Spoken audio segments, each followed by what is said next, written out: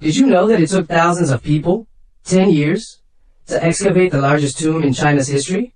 This massive site became an prime target for tomb raiders across generations. Although investigators found robbery holes during the excavation, the tomb still yielded over 100 cultural relics, including the earliest stone tombstones ever found. It also contained the first physical evidence of the Huangchang Ticou royal burial ritual, setting 5 national records despite the presence of poisoned remains. You might be wondering, the owner of this grand tomb was, and what treasures were found inside.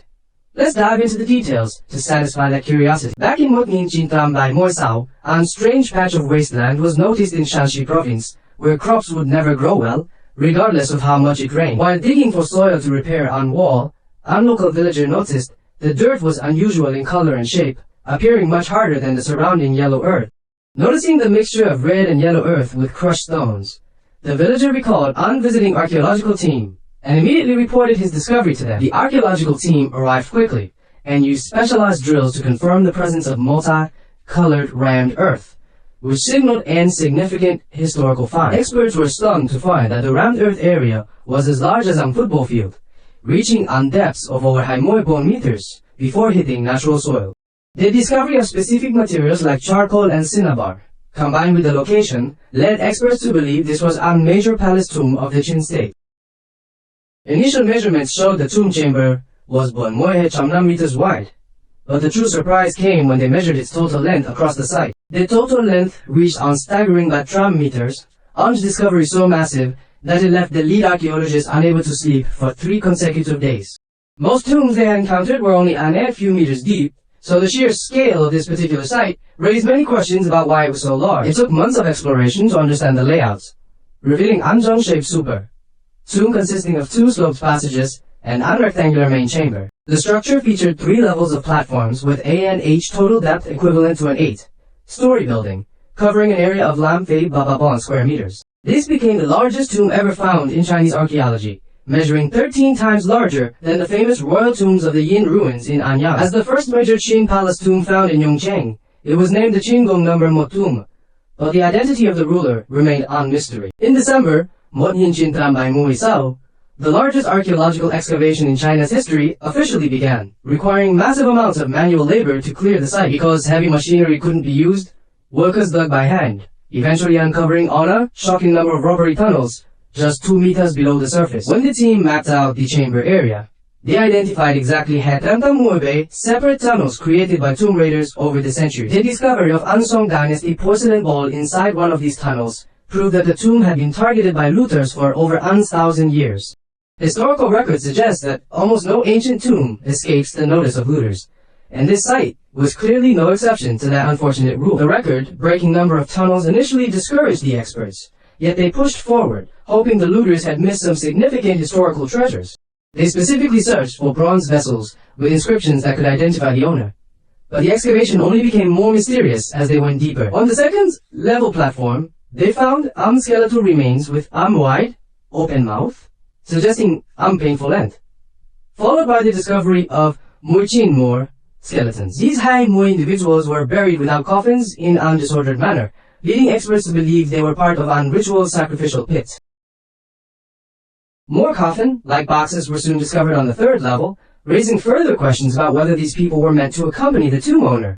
Thousands of workers cleared cubic meters of earth over a long period to finally reveal the true awe-inspiring face of this massive ancient structure. The revealed site was incredible, spanning over square meters and resembling an inverted pyramid sunk deep into the earth, measuring about 12 meters long and 1 meters deep. Its scale was more than 20 times larger than the famous Mawangdui tomb in Changsha.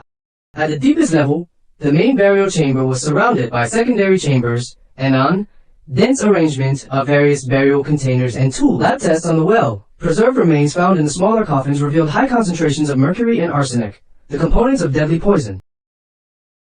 It appears these individuals consumed poisoned wine before death, as arsenic dissolves easily in alcohol and acts as an potent, lethal agent. Among the high-quality coffins near the main chamber were likely the remains of concubines and close officials who held higher social status. Another Qin born remains were found near the outer walls, Likely captives or servants tapluhato were bound in a kneeling position to serve their master eternally. This gruesome practice of human sacrifice had persisted for NH millennium, with the most tragic cases involving those taken by force during burial ceremonies.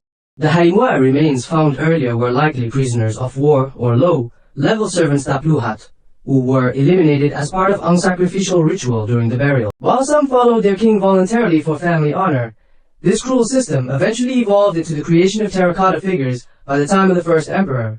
This transition led to the famous Hong Kong terracotta warriors, but this specific tomb still held many unsolved mysteries regarding its unique internal structures. 2 wooden posts were found on the 3rd level, unfeatured, never seen before in previous excavations, which research revealed were used as ancient tombstones. These posts served as essential pivots for lowering the heavy coffins into the chamber, and stand as the earliest physical evidence of such burial markers. By September 1938, after nearly 10 years of work, the central burial chamber was finally cleared, attracting massive media attention from across the country. The chamber was protected by thick layers of charcoal and clay, designed to keep the interior dry and preserve whatever treasures remained inside.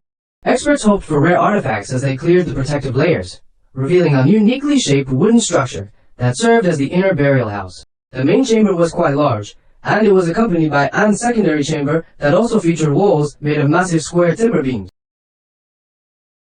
These timbers were joined using sophisticated interlocking joints to create a nice solid wall of wood, forming a nice structure that resembled a nice giant storage chest. Each beam weighed over bay-tram kilograms, making the experts wonder what specific type of high-level burial system this structure represented.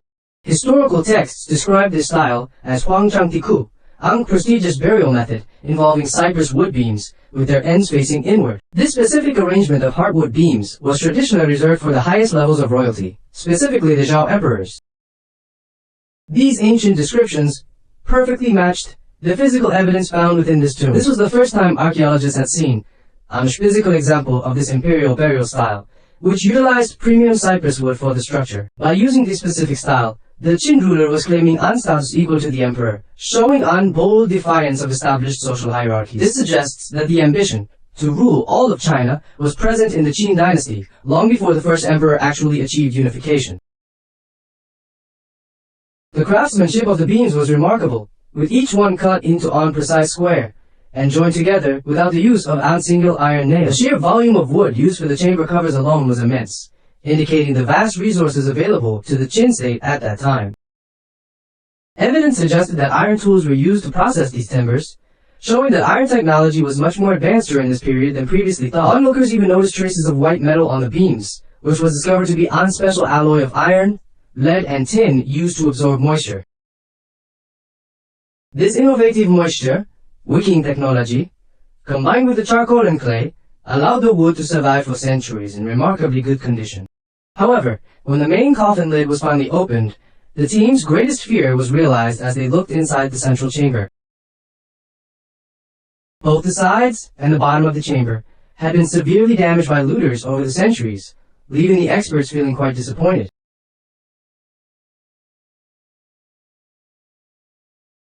Only a single skeletal remain was found in the main coffin, as the large bronze vessels and jade treasures had been taken by waves of tomb raiders. The team had hoped for major inscribed artifacts that could prove historical theories, but most of the significant items had unfortunately been looted.